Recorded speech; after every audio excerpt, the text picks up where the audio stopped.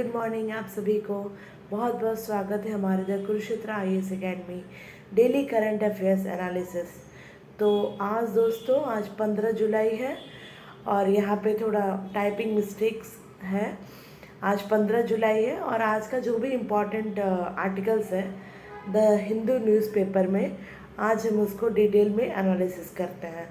तो once again बहुत बहुत स्वागत है आप सभी का हमारे the daily current affairs analysis session में। तो आज का पहला न्यूज़ था जो रिलेटेड था फिनांस कमीशन ऑफ इंडिया। इसको आप GS paper 2 that is polity से भी आप इसको रिलेट कर सकते हैं।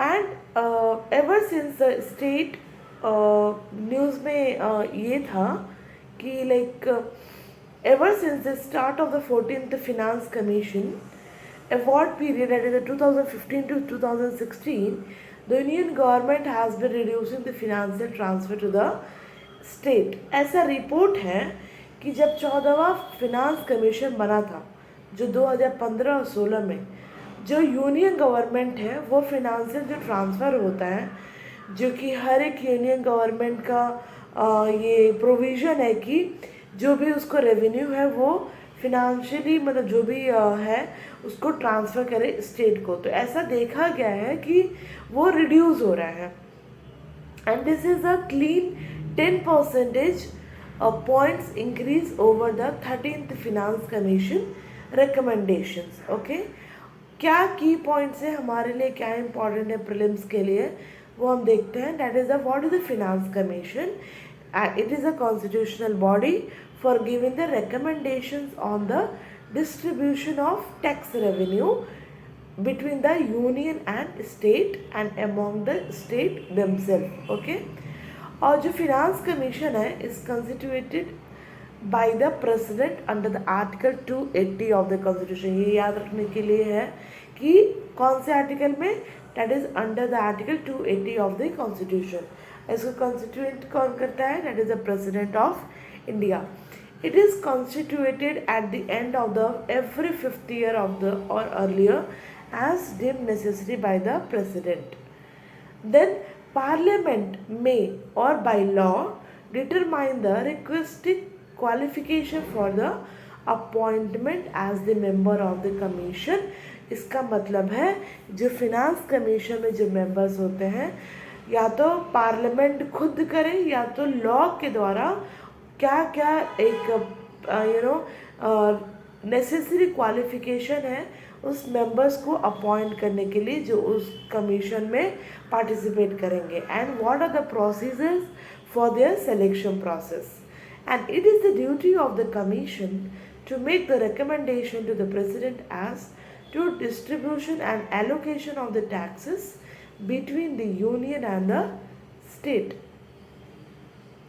The principle which should govern the grants in aid of the revenue of the state which is out of the consolidated fund of India। जो भी consolidated fund of India का जो भी पैसा होता है उसमें से कितना किस स्टेट को ग्रांट्स इन एड में जाएगा, कितना उनको रेवेन्यू ट्रांसफ़र होगा, ऑल दिस थिंग्स आर ये कमीशन का ड्यूटी है to make the recommendation to the president. Okay, and the measures needed to augment the consolidated fund of a state to supplement the resources of the panchayat and the municipalities in the state on the basis of the recommendation which is made by the finance commission of the state. हम सभी को पता है कि finance commission एक union level पे भी और finance commission of the state level, जो फिनांस कमीशन जो स्टेट लेवल पे होता है वो जो कंसोलिडेटेड फंड जो राज्य में आता है उसमें से कितना रिसोर्स पंचायत और म्यूनिसिपैलिटीज़ को एलोकेट करना है, इन सारा देख रेख कौन करता है, finance commission. Either the finance commission of the union that is for the overall states or the finance commission of the state for the local bodies. Any other matter referred to the commission by the president in the interest of sound finance। कोई अगर ऐसा matter है जो कि proper एक good decision है तो वो प्रेसिडेंट उसको कमीशन को रेफ़र कर सकता है। Then what is the composition of the Finance Commission? It is a consists of chairman and four other member which is appointed by the president. तो टोटल कितने मेंबर हुए? टोटल 5 मेंबर हुए, एक chairman and other 4 members. Okay, उनको appoint कौन करता है? That is the president of India. जो सेकेंड न्यूज़ था वो था जेम्स वेब टेलीस्कोप से रिलेटेड. इसको हम GS paper 3 science and technology से रिलेट करेंगे. Two galaxies interact in an image which is taken by the James Webb space telescope by using it's mid infrared instrument. और हमें ये याद रखना होगा कि स्पेस का ये जेम्स वेब टेलीस्कोप ही ऐसा टेलीस्कोप है जो कि यूज़ करता है इंफ्रारेड सोर्स ऑफ लाइट को. At left is NGC 2937. An elliptical एक गैलेक्सी है जिसका नाम है NGC 2937 that looks like a tiny tea oval and is nickname the egg. Oval shape है तो इसलिए उसको निकनेम बाय द एग से भी उसको नाम दिया गया है. At right in the NGC 2936 a distorted spiral galaxy, उसका निकनेम क्या है? पेंगुइन है, जो कि लार्जर है. ओके, तो हमारे प्रीलिम्स ऑफ पॉइंट से क्या इंपॉर्टेंट है कि एक तो हमें पता होना चाहिए कि दो स्पेस जो टेलीस्कोप है, एक तो हम हबल स्पेस टेलीस्कोप हो गया और एक जेम्स वेब स्पेस टेलीस्कोप. ये दोनों ही बहुत इम्पॉर्टेंट है. और ये एक ऐसा स्पेस टेलीस्कोप है जो डिज़ाइन किया गया है to conduct the infrared astronomy. As the largest telescope in the space, it is equipped with a high resolution and high sensitivity instrument, allowing it to view the object too old, distant or faint for the Hubble Space Telescope.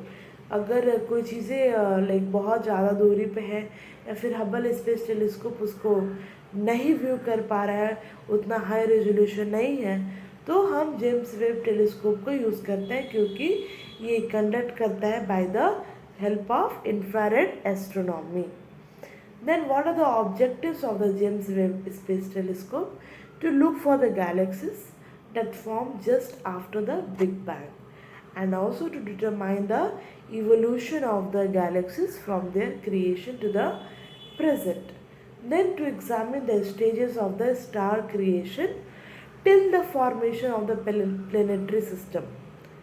To investigate the potential for life in the planetary system by measuring their physical and chemical features. तो ये सारा M and objective होते हैं ये James Webb space telescope का, कि ये बताना है कि गैलेक्सीज को देखना, जब से बिग बैंग का एक्सप्लोजन उसके बाद से कितने गैलेक्सीज बने हैं, कितने इवॉल्व हो रहे हैं अभी तक, देन क्या क्या स्टेजेस है स्टार क्रिएशन के till the formation of the planetary system, and then what are the potential for life in the planetary system by measuring their physical and chemical features. Okay, then James Webb telescope की observation क्या क्या करता है? वो पहला Galaxy के cluster को measure करता है, देखता है, उसको हम व्यू कर सकते हैं, that is 4.6 billion years ago.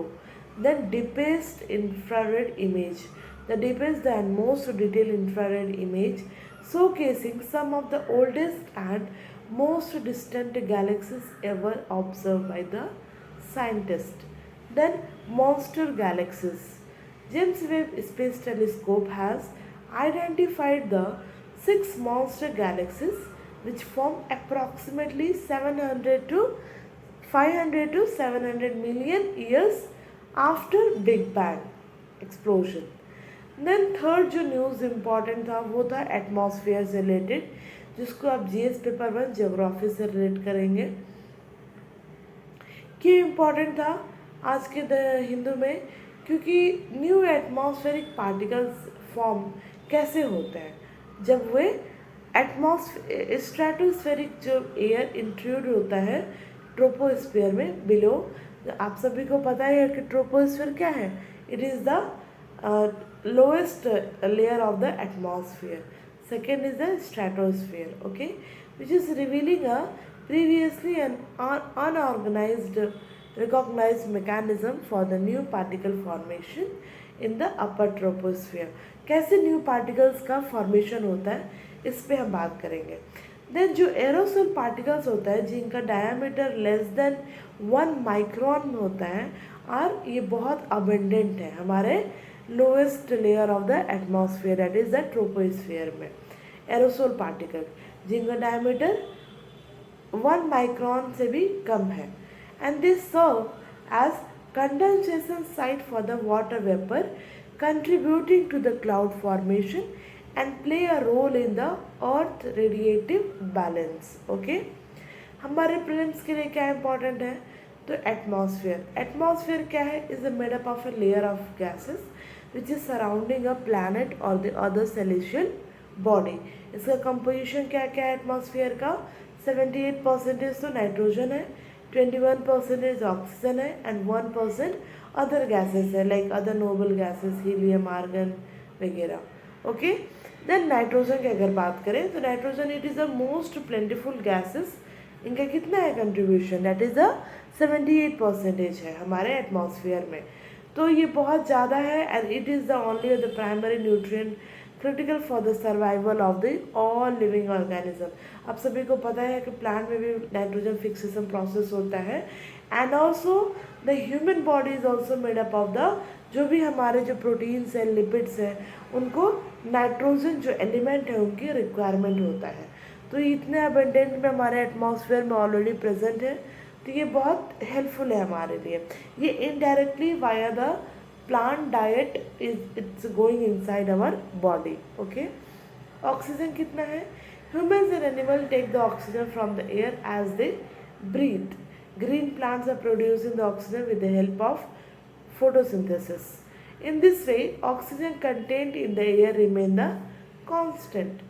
Then CO2 की बात करें तो आप सभी को पता है कि CO2 एक क्या है एक बहुत prominent ग्रीन हाउस गैस है और एक इम्पॉर्टेंट हीट ट्रैपिंग गैस है that comes from the extraction and burning of the fossil fuel.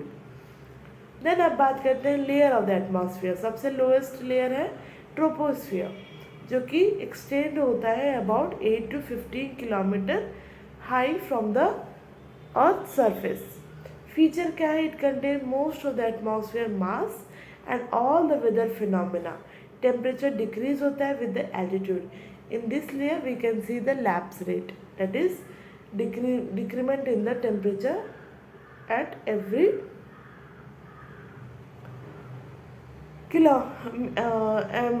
decrement in the temperature with the altitude. Then second layer है that is a stratosphere. That is location इसका है that is a range between the 15 to 50 kilometer above the earth. Feature क्या है it contains the ozone layer which absorb and scatter the ultraviolet solar radiation. Temperature increases with the altitude due to the absorption of the radiation by ozone.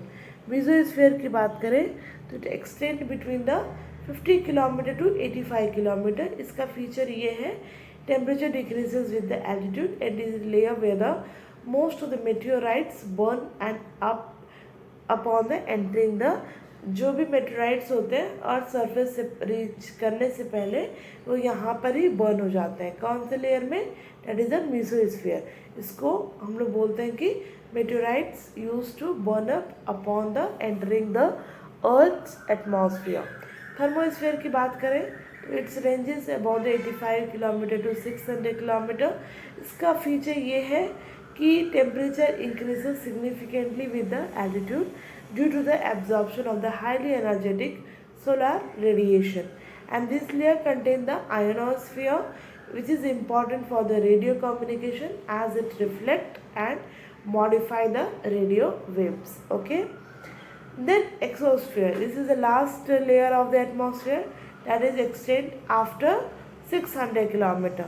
इसका feature क्या है? It is the outermost layer where the atmospheric particles are so sparse that they can travel hundreds of kilometers without colliding with one another, and this layer gradually transition into the outer sphere.